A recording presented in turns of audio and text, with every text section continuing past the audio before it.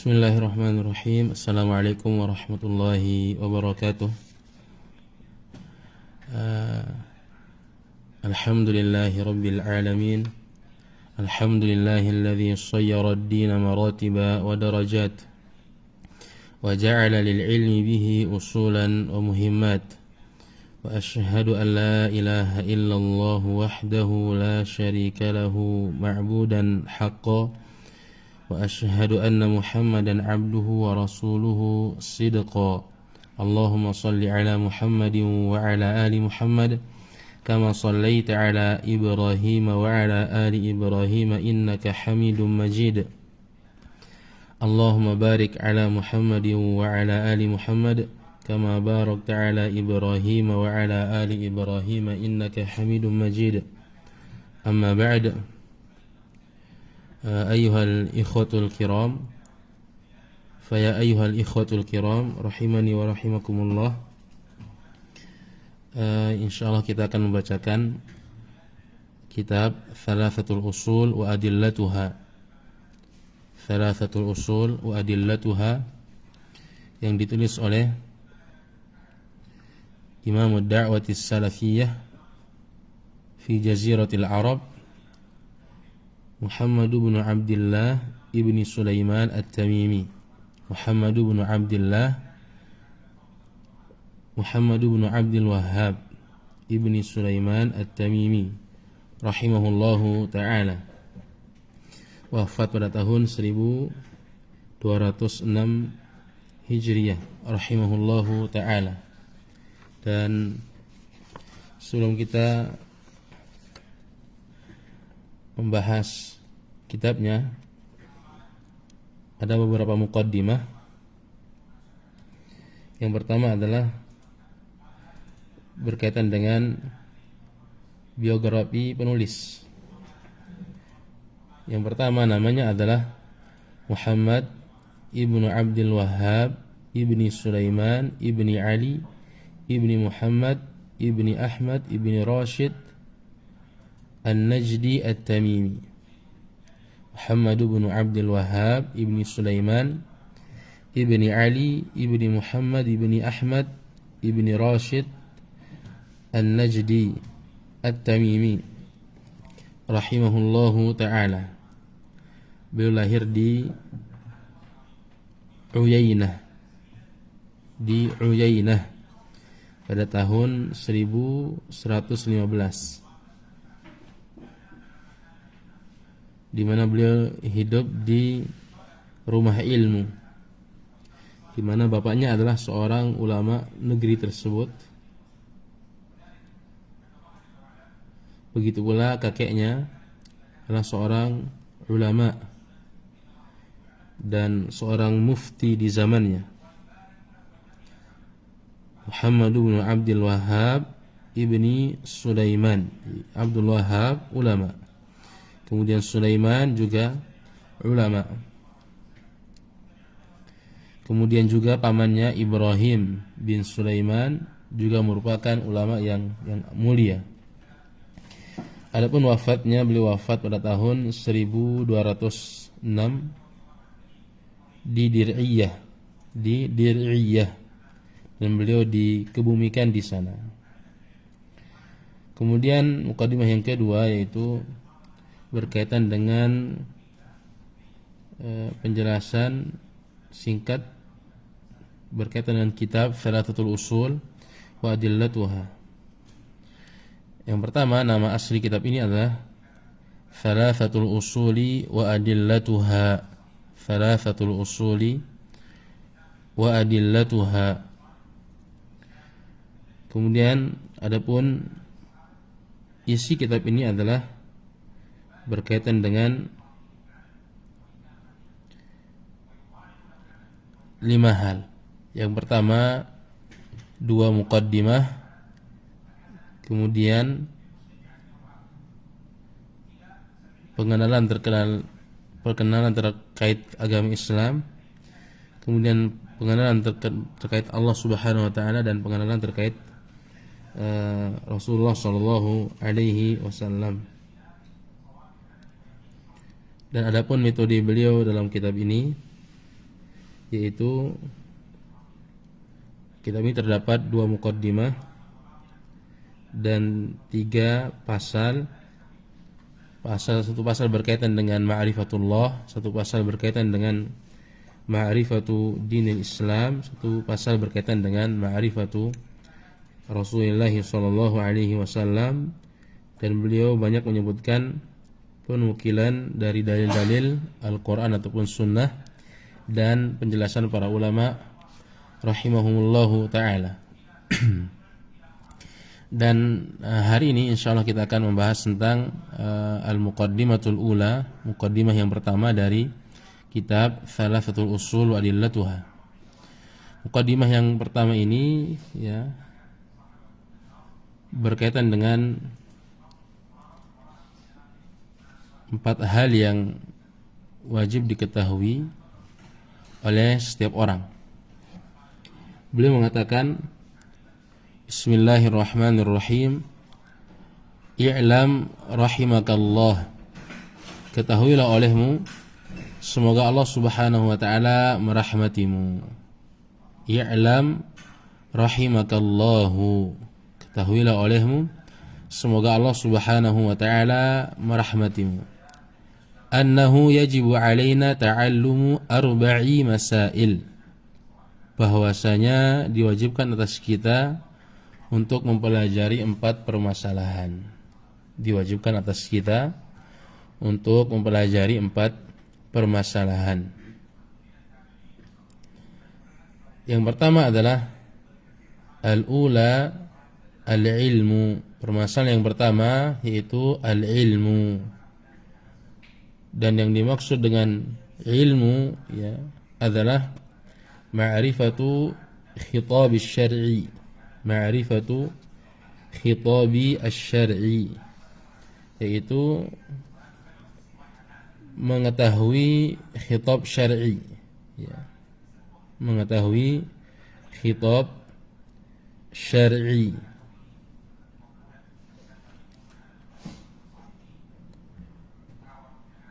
Hal ini disebutkan oleh Asy-Syaikh Shalih ibnu Abdullah ibni Hamadin al-Utsaimin. Dan khitabus syar'i itu ada 2. Yang pertama khitabus syar'i al-khabari. Khitabus syar'i al-khabari. Yang kedua adalah khitabus syar'i at-talabi. Yang pertama khitabus syar'i al-khabari, yaitu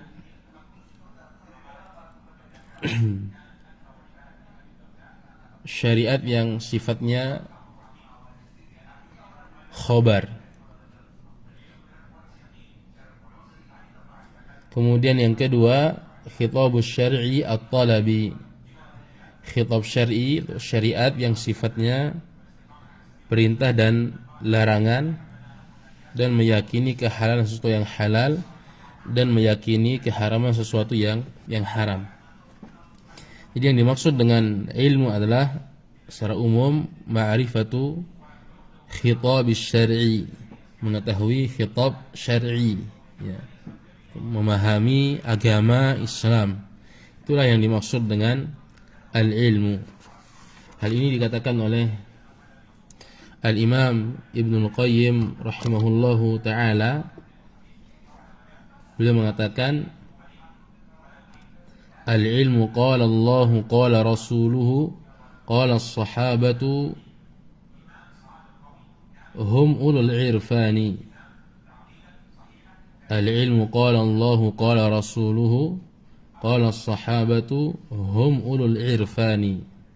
Ilmu itu adalah apa yang difirmankan oleh Allah Subhanahu wa taala, apa yang disabdakan oleh Rasulullah sallallahu alaihi wasallam, dan apa yang dikatakan oleh para sahabat. Mereka lah orang-orang yang memiliki ilmu. Mal ilmu nasbuka lil khilafi safahatan bainar rasuli wa baina ra'yi fulani.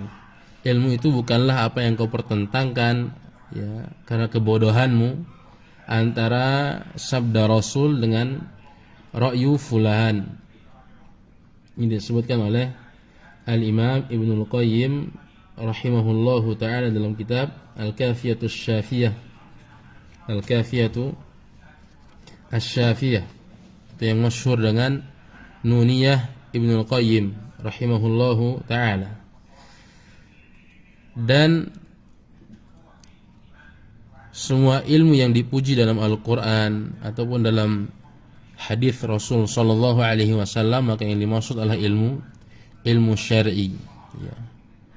Dan ilmu syar'i ini banyak sekali, ya. Ada yang sifatnya i'tiqadiyat, ada juga yang sifatnya amaliyat. Kemudian ada yang hukumnya fardu ain, ada hukumnya fardu kifayah. Kemudian ada juga yang ada juga ilmu yang mubah untuk dipelajari. Dan yang dimaksudkan oleh Al-Imam Muhammad ibnu Abdul Wahhab rahimahullahu ta'ala di kitab Thalatsul Usul ini adalah yaitu ilmu yang berkaitan dengan i'tiqad. Makanya beliau mengatakan al-ula, permasalahan yang pertama al-ilmu, yaitu ilmu, wa huwa ma'rifatullahi wa ma'rifatu nabiyhi wa ma'rifatu dinil islami bil adillah. Ilmu yang dimaksud adalah ilmu yang berkaitan dengan pengenalan terhadap Allah Subhanahu wa taala, pengenalan terhadap nabinya, dan pengenalan yang berkaitan dengan agama Islam yang sesuai dengan dalil.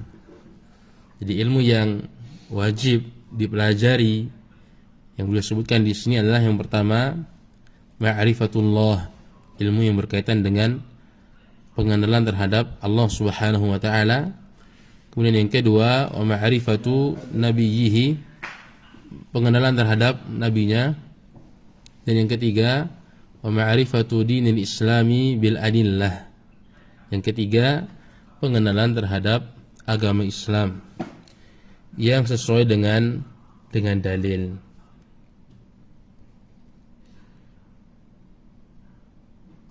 Ayyuhal ikhwatul kiram rahimani wa rahimakumullah. Kemudian yang kedua, permasalahan yang kedua, beliau mengatakan ats-tsaniyatu al-'amalu bihi. Permasalahan yang kedua yaitu mengamalkan ilmu tersebut. Mengamalkan ilmu tersebut. Dan yang dimaksud dengan mengamalkan ilmu adalah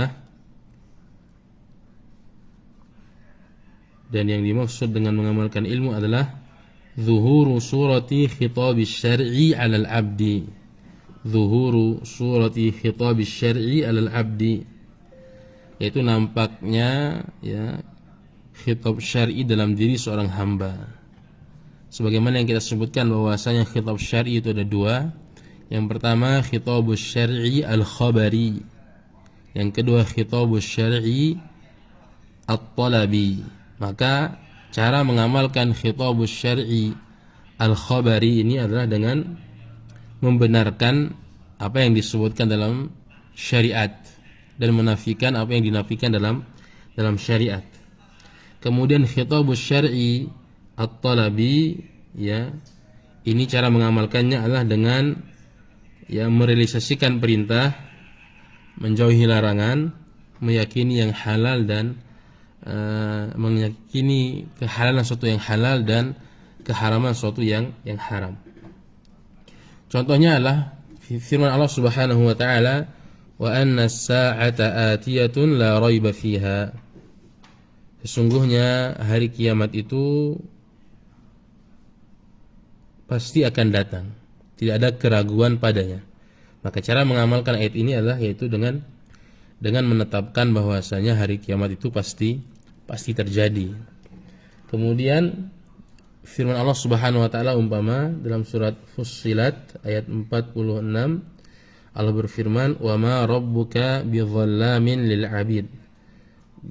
Dan Rabbmu tidaklah menzalimi hamba-hambanya. Maka cara mengamalkan ayat ini adalah yaitu dengan menafikan kezaliman dari Allah Subhanahu wa taala. Kemudian umpama firman Allah Subhanahu wa taala dalam surat Al-Baqarah ayat 43, wa aqimus shalah, dan dirikanlah oleh kalian ya salat. Maka cara mengamalkan ayat ini adalah yaitu dengan cara mendirikan salat, yaitu mengerjakannya secara zahir dan batin. Contoh yang lain firman Allah Subhanahu wa taala dalam surat Al-Isra ayat 32, wala taqrabuz zina, janganlah kalian mendekati zina. Maka cara mengamalkan ayat ini adalah yaitu dengan menjauhi zina. Kemudian firman Allah Subhanahu wa taala dalam surat An-Nahl ayat 14, wa huwal ladzi sakharal bahra litakulu minhu lahman tariya, dialah Allah Subhanahu wa taala yang menundukkan lautan agar kalian makan darinya daging yang segar. Maka cara mengamalkan ayat ini yaitu meyakini kehalalan ya daging daging lautan ya. Jadi ini cara mengamalkan ilmu tersebut. Dan tujuan seorang mempelajari ilmu itulah untuk mengamalkannya. Sebagaimana yang dikatakan oleh Al-Imam Ibnu Rajab Al-Hambali rahimahullahu taala dalam kitab Bayan Fadli Ilmi Salaf ala Ilmi Al-Khalaf, beliau mengatakan laisal ilmu bikathratir riwayati wala bikathratil maqal. Ilmu itu bukanlah dengan banyaknya periwayatan dan juga banyaknya perkataan-perkataan. Akan tetapi walakinnahu nur, akan tetapi ilmu itulah cahaya, yakdhifullahu ala qalbil abdi yumayyizu bihi bainal haqqi wal batil. Akan tetapi ilmu itulah cahaya yang dengannya seorang hamba bisa membedakan antara yang hak dan yang batil. Dan ilmu dan amal ini adalah sesuatu yang sangat berkaitan erat ya. Orang yang berilmu tidak beramal, maka ini adalah orang-orang yang dimurkai oleh Allah Subhanahu wa taala. Sebaliknya orang yang beramal tanpa ilmu ini adalah orang-orang yang sesat.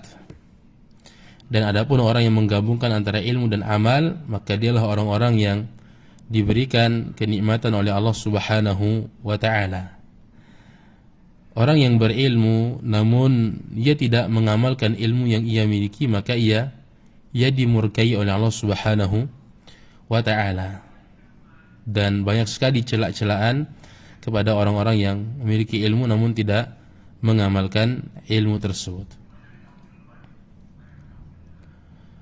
Kemudian adapun orang yang beramal tanpa ilmu, maka dia pasti akan tersesat. Al-Imam Ibn Abdul Bar rahimahullahu ta'ala dalam kitab Al-Istidhkar, beliau mengutip sebuah perkataan dari Ibnu Sirin rahimahullahu ta'ala. Beliau mengatakan inna aqwaman atau inna qauman taraku talabal ilmi wa mujalasatal ulama. Sungguh ada suatu kaum yang meninggalkan ilmu dan tidak bermajelis ilmu dengan para ulama ya. Fa akhadhu bis salati was siyam, mereka disibukkan dengan salat dan puasa. Hatta yabisa jildu ahadihim ala azmi, sampai kulit mereka itu kering ya, bertemu dengan tulangnya ya, saking banyaknya ibadah. Thumma khalafus sunnah, kemudian mereka menyelisihi sunnah. Fahalaku wasafaku dima'al muslimin, maka mereka binasa dan mereka menumpahkan darah kaum muslimin. Kemudian beliau mengatakan statement di akhirnya, fa wallahi alladzi la ilaha ghairuhu, demi Allah ya yang tidak ada ilah yang berhak diibadahi kecuali Dia, ma min rajulin ya'malu ala jahlin illa kana yufsidu aktsara mimma yuslih. Tidaklah seseorang itu ya beramal di atas kejahilan, kebodohan, melainkan ia lebih banyak merusak ketimbang memperbaiki. Kemudian yang ketiga, permasalahan yang ketiga adalah ats-tsalitsatu ad-da'watu ilaihi. Permasalahan yang ketiga yaitu mendakwahkan ilmu.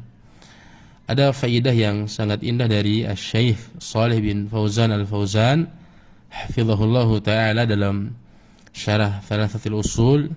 Beliau mengatakan ilmu itu bukanlah hibah yang Allah Subhanahu wa taala berikan kepadamu sehingga engkau tidak mau mengajarkannya kepada orang lain. Jadi ilmu itu bukan untuk pribadi seseorang tapi untuk dibagikan. Dan Imam Ibnu Rajab Al-Hambali rahimahullahu taala menyebutkan di Bayan Fadli Ilmi Salaf ala Ilmi Khalaf, beliau menyebutkan bahwasanya alimu majjanan kama ta'allamtum majjanan.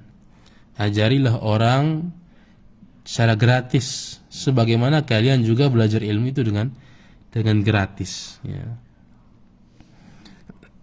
Kemudian permasalahan yang keempat yaitu as-sabru 'alal adza fihi, itu bersabar di atas gangguan yang ada padanya. Bersabar di atas gangguan yang ada padanya. Karena setiap orang yang belajar ilmu agama, kemudian mengamalkannya, kemudian mendakwahkannya, tentu banyak rintangan dan cobaan. Maka dia dituntut untuk bersabar. Nah, 4 permasalahan ini ternyata diambil dari firman Allah Subhanahu wa taala yang ada dalam surat Al-Asr ayat 1 sampai 3. Beliau mengatakan wa dalilu qauluhu ta'ala, dan dalilnya adalah firman Allah Subhanahu wa taala, wal asri, demi waktu asar. Dan para ulama terjadi perbedaan tatkala menafsirkan wal asri demi waktu asar. Maksudnya adalah demi masa atau demi waktu asar. Dan yang dikuatkan oleh Imam Ibnu Katsir rahimahullah, maksud wal asri adalah demi masa, ai ad-dahr, yaitu demi masa. Sementara Syekh Shalih Al-Utsaimin hafizahullah taala beliau mengatakan makna wal asri di sini adalah demi waktu asar. Kemudian Allah berfirman, innal insana lafi khusrin, sesungguhnya semua manusia ya benar-benar berada dalam kerugian. Jadi al-insan, al dalam kata al-insan ini adalah al-istighraqiyah, al-istighraqiyah, al yang bermakna keseluruhan. Jadi bagaimana cara mengetahuinya? Alnya dibuang diganti dengan kul, maka cocok, maka itulah al-istighraqiyah. Inna kulla insanin lafi khusrin, nah cocok, maka al di sini al-istighraqiyah. Innal insana lafi khusrin, sesungguhnya seluruh manusia itu benar-benar berada dalam kerugian. Illal ladzina amanu, kecuali orang-orang yang beriman, wa amilus shalihat, kemudian beramal saleh, wa tawassaw bil haqqi, saling menasihati dalam kebenaran, wa tawassaw bis sabri, dan saling menasihati dalam kesabaran. Jadi firman Allah illal ladzina amanu, kecuali orang-orang yang beriman, ini dalil permasalahan yang pertama yaitu al-ilmu. Karena tidak mungkin orang itu akan beriman kalau dia tidak mengenal Allah, tidak mengenal nabinya, tidak mengenal agama Islam. Wa amilus shalihat, dan mereka beramal saleh, ini dalil yang permasalahan yang kedua yaitu al-amalu bihi. Kemudian wa tawassaw bil haqqi, ini dalil permasalahan yang ketiga yaitu ad-da'watu ilaihi, yaitu mendakwahkan ilmu tersebut.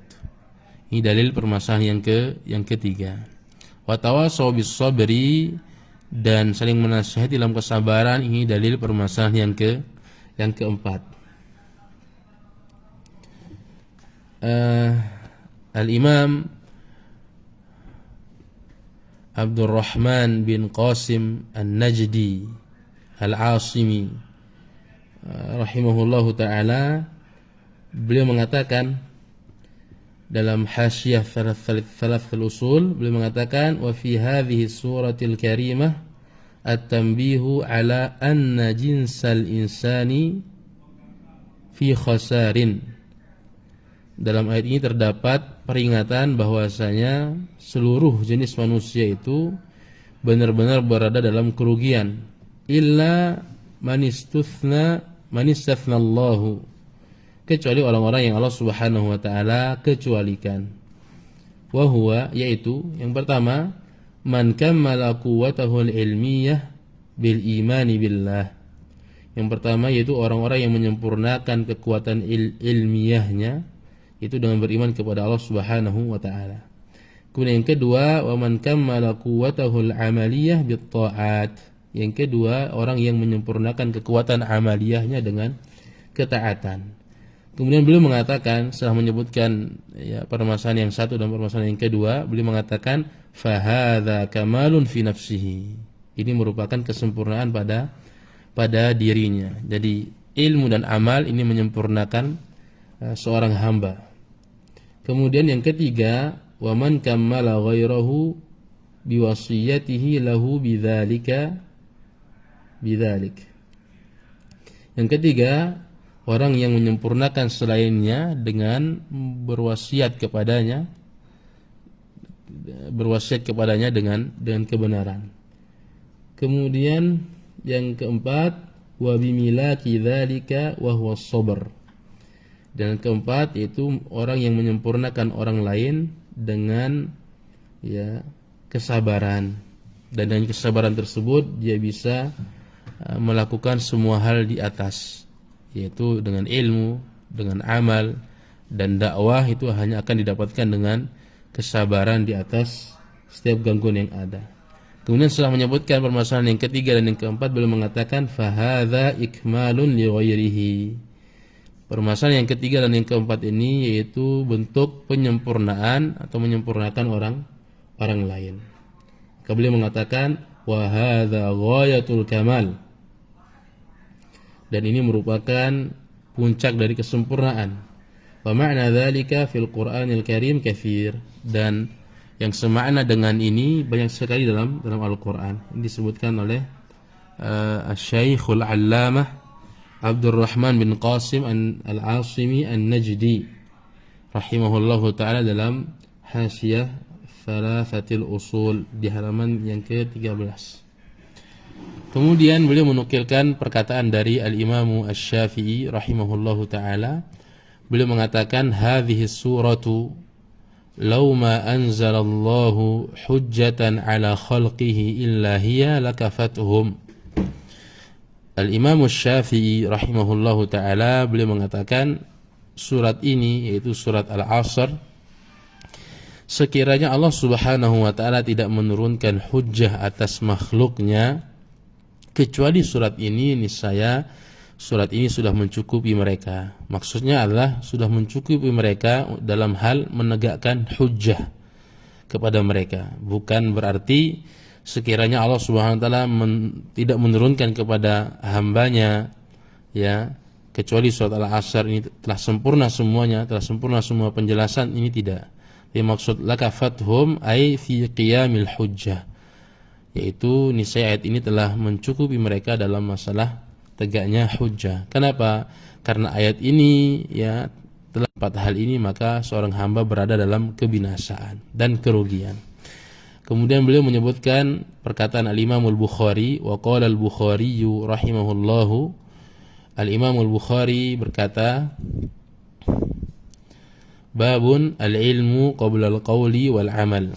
Bab berilmu sebelum berucap dan beramal. Berilmu sebelum berucap dan beramal.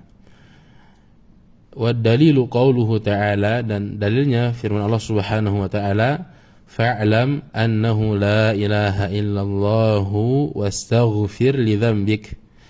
Ketahuilah bahwasanya tidak ada ilah yang berhak diibadahi kecuali Allah, dan beristighfarlah kepada Allah kepada Allah Subhanahu wa taala atas dosamu. Surat Muhammad ayat 9. Kemudian beliau mengatakan fabada'a bil ilmi. Allah Subhanahu wa taala memulai ayat ini dengan ilmu. Fa'lam, ketahuilah, ini ilmu. Baru menyebutkan annahu la ilaha illallah, baru menyebutkan wastaghfir li dzambik. Kemudian tambahan qoblal qawli wal amal ini bukan perkataan Imam Bukhari tapi perkataan beliau yaitu Syekh Muhammad Ibn Abdul Wahhab, karena selaras maknanya. Fa bada'a bil ilmi qoblal qawli wal amal. Allah Subhanahu wa taala memulai dengan ilmu sebelum berucap dan beramal. Dan beliau tidak menyebutkan yang lain, tidak menyebutkan amal, dakwah dan sabar, karena semua itu tidak akan ada kecuali di atas ilmu. Dan cukuplah menjadi tanda kemuliaan ilmu bahwasanya ilmu itu adalah warisan para nabi dan rasul, sebagaimana yang masyhur dalam hadis bahwasanya ilmu adalah warisan para nabi dan rasul. Allahu ta'ala wala a'lam. Sallallahu ala nabiyina Muhammadin wa ala alihi wa sahbihi wasallam.